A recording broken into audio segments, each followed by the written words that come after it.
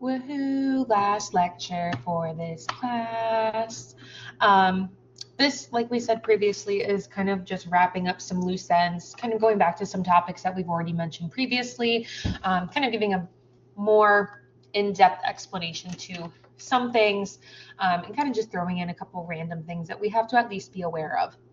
So just to kind of bring it back a couple weeks, a couple modules to the beginning of this course, thrombosis, I really want to make sure that you guys understand the difference between acute and chronic and the arterial system and the venous system. Obviously, we know that they're more likely to occur in the venous system, what the complications of that are, and what our responsibility is. So when we have a acute thrombosis or acute blood clot, in the venous system, we know that it's going to be non-compressible, as our veins typically should be. This area of clot is going to display low-level echoes. It's going to make the vessel dilated in response to that clot that's kind of stuck in that segment. We're going to see abnormal Doppler patterns. We're not really going to see much filling in that particular area when we're using our color Doppler. We could see it poorly attached to the wall. We know it's not going to behave like plaque, right? Plaque is going to be more inherently stuck to the walls of the arteries. A blood clot in the vein is kind of just going to be sitting in that general vicinity of that vein. So it's not really going to have much attachment, which makes the concern for embolism much more serious. It's going to have a spongy texture, so it's not super calcified or dense like plaque is. We're typically going to see when we're using our color flow, or even without our color flow, we're going to see a Rolio sign. So this is when we can actually see the blood kind of moving very slowly in that area. If it's a occlusive clots in that area, we're going to kind of be able to see that with our grayscale, seeing kind of that like slow moving blood flow. And it's also visualized because those blood cells are a little bit thicker in that area, hence why we have the clot forming. We're also going to see phlegmasia alba dolens or phlegmasia ceruleus dolens. That's that fancy term for when our legs appear very white or very blue in response to a blood clot. That is not super common in a venous blood clot. Right, we know a clot in the vein is going to have our leg typically presenting very red, erythema, a little bit like it has cellulitis of the skin with that redness and that inflammation. Whereas if we have a thrombosis in the arterial system or in an artery, that's when we can start to see more blue, white, kind of pale looking skin. We do have to know that the difference between the appearance of our extremities is going to indicate a different type of clinical concern. So depending on if our leg is red, blue, or white, we need to be questioning a thrombosis in either the venous system or the arterial system. Chronic clot, again, mainly kind of keeping it towards the venous system here, highly echogenic. We're going to be able to see, again, those abnormal Doppler patterns. The body is going to have had a little bit of time to respond to this clot, right? It's been there for a while. It's been there for a couple months. Maybe it's not responding to any kind of blood thinning medication. So it's going to have a little bit of a different evaluation or a different appearance or behavior on ultrasound. We are going to be able to see some collateralizations or recanalization happening in response to that clot that's been there for a while, especially if it's an arterial clot, but our venous system can recanalize as well. It's going to be slightly compressible in the venous system, so it's not going to be as firm as the acute venous clot will be. And then it's also going to not really have as much dilation as the acute one does, because that thrombus is actually going to slightly get smaller over time. So kind of think of like when you have a cut, right? That acute cut on your skin, that blood is fresh. It's like very soft, very spongy. Your skin in that area is very like swollen. And as it gets older, it starts to scab. Right? So the blood, the wound itself kind of dries up, coagulates, gets a little bit harder, and it gets smaller over time. So that's going to be the same kind of process with an acute clot or a chronic clot.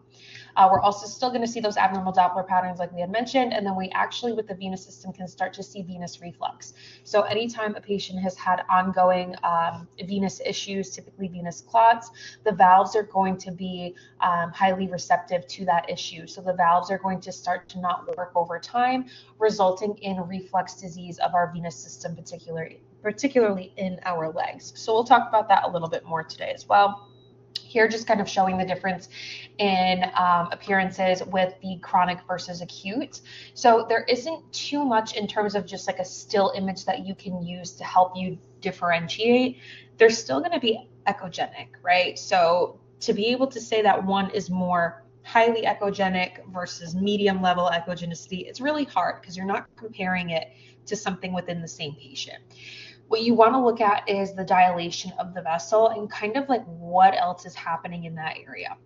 So the pictures on the left-hand side, this is going to be more so a chronic type of appearance. And if we look at that top picture, the compression picture, the vein, yes, it's clotted, but when they go to do the compression on the right-hand side, it kind of compresses a little bit, right? That vessel doesn't look super dilated in that picture on the bottom. It kind of just looks like the regular vessel, but we're seeing a clot in that area. When we look at the big picture on the right-hand side of the screen, we can see that that vein, that surrounding vein area is really dilated. It's kind of reactive to that clot that happened more acutely on that right-hand side. So not super obvious ultrasound differences between the two, but just know those subtle differences do make a difference. Superficial thrombophlebitis. This is in that same ballpark. Oh my God, my Rhode Island just came out. Ballpark. In the same ballpark as the acute versus chronic clot, but this is something that is only going to occur in the veins. Thrombus, we know most likely to occur in the veins, but it can occur in the arterial system. Superficial thrombophlebitis is only going to occur in the superficial veins, right? We don't have a superficial arterial system. So this is only occurring in some of those varicose veins or those superficial veins that we're not as concerned about for embolism. This is not going to be considered a type of DVT.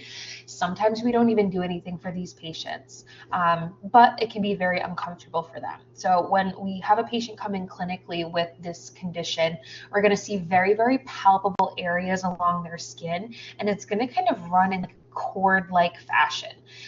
It's usually going to affect kind of the entire superficial vein in and of itself, but the patient's going to have this warm, painful area that we can actually see and feel. These are very likely to occur in the lower leg, like the calf area, but we can see these up in the thigh with the distal greater saphenous. We can treat these as well, so not as emergent, not something that we're concerned about for the patient overall, but just for therapeutic relief of their conditions or their symptoms. We can go in and we can either use sclerotherapy or an ablation to either laser them off or pull them out. So very, very fun options for the patient. So if we look at the ultrasound picture, we can see very anterior, very superficial. These are going to be occurring in veins that are very close to the skin, kind of traveling along that subcutaneous layer. So we're going to see them very close to our transducer. Not compressible, not really going to fill with much flow, very dilated in that area. As we know, we don't typically see those subcutaneous veins in a normal patient, but if they're clotted, that's when we're going to start to see them. And the picture on the bottom is what they typically look like. Next, we have our classification of clots, and it's the CEAP classification. This is a system that we use to report and treat different types of venous disorders. So when we're looking at the venous system, yes, we're most likely concerned about a blood clot, but there are certain other conditions that can come from having blood clots or having blood diseases within that venous system. So we're looking for an overall treatment option and overall reporting diagnosis system. So when we're looking at this classification, we're looking at these four categories: clinical, cause, anatomy, and pathophysiology. So clinically, we're literally looking at the patient's extremity and seeing what category it most likely falls into. Do they have a blue leg, a white leg, a red leg, right? Those all make differences in terms of a clinical diagnosis. The cause of this condition, is it congenital? Have they had this since they were a baby or a young kid? Is it a primary cause or a secondary cause? Primary cause would be an acute blood clot. Secondary cause would be venous reflux that occurs from a chronic blood clot. Anatomy, where is this located? Is it the deep system, the superficial system? Do we have collateralization happening? Are we looking at the perforating system, right? Those communicating vessels between the deep and the superficial. And the pathophysiology, what else is occurring in response to whatever is happening? So again, that reflux, varicose veins, and more extensive obstruction going on. These are all things that we can help to decide a treatment plan for our patient going through venous conditions. So how do we treat these, especially if they are in the venous system? First kind of option is going to be anticoagulation. So we put them on a blood thinner. Sometimes we can send the patient home with a blood thinner, or sometimes they need more of a heavy dose of that blood thinner and we have to keep them in the hospital for a few days while they are on a continuous drip of heparin. Heparin is usually one of the most common anticoagulation medications out there. So basically it thins your blood. Of course, there are going to be things that we have to be concerned about when we're medically thinning a patient's blood. We need to make sure that, the rest of their systems are healthy and they're not going to be impacted by that very thin blood. We can also do thrombolytic therapy. Like we had said, we can go in and kind of, oh, no, sorry, that's going to be our surgical option. Our thrombolytic is where we go in with an actual area of that blood clot and we kind of disintegrate it. So when we're doing so it's the same kind of concept of when you're doing that pseudoaneurysm thrombin injection, but the opposite. You go into that area of the clot and you inject it directly with medication to say, hey, we got to blast this area, blast this clot to get rid of it. They can do that either with a precise catheter directed right into that area of the clot, or they can do it more systemically, where they can go in a little bit more distally and have it travel throughout the rest of that venous system. But typically we're seeing it more directed with a catheter. If we had to do more of a systemic therapy, that's going to be our anticoagulation medication. We can put in filters into areas. The most important filter that we put in is a Greenfield filter in the IVC. That is going to